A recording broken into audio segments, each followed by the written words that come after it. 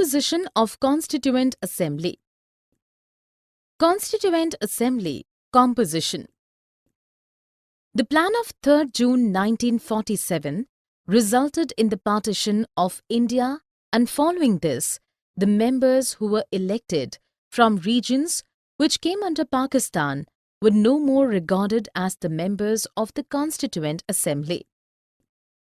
The number of members in the Assembly was reduced to 299, of which 284 were actually present on 26 November 1949 to sign and declare the Constitution as finally passed.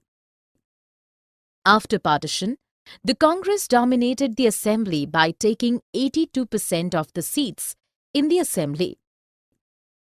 The principle of deliberation. The Constituent Assembly adopted to frame the Constitution and the values its members brought to their deliberations.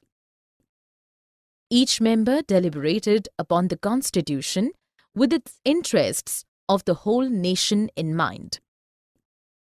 While there were legitimate differences of principle, almost every issue that lies at the foundation of a modern state was discussed with great sophistication. The main focus of members of the Assembly was put on discussion and reasoned arguments.